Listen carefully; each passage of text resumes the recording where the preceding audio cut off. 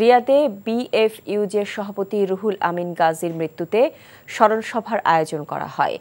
Saudi আরবের প্রবাসী সাংবাদিক ফোরামের উদ্যোগে আয়োজিত সভায় সভাপতিত্ব করেন ফোরামের প্রতিষ্ঠাতা সভাপতি ফারুক আহমেদ চান। সিনিয়র সহসভাপতি মোহাম্মদ জাহাঙ্গীর আলম হৃদয়ের সঞ্চালনায় প্রধান অতিথি ছিলেন আব্দুল হালিম মানিক।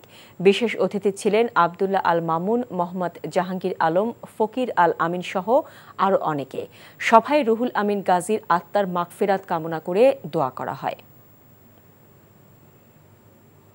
সাময়িক বিচ্ছেদ শক্ত বাঁধন তৈরি করে। মানসিক দৃঢ়তায় আমি লোহা আগুনে পুড়িয়েছি ভালো কিছু পাবো বলে। তোর মধ্যে কোনো গলত নেই।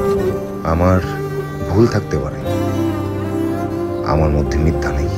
ওরা কি বললো না বললো তাতে কি তোমার এমন রিয়েক্ট করতে হবে? তুমি সব সময় ভালো মানুষ হয়ে থাকতে চাও, তাই না?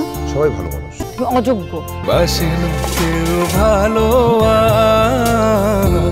ডাকে না কেউ কাছে,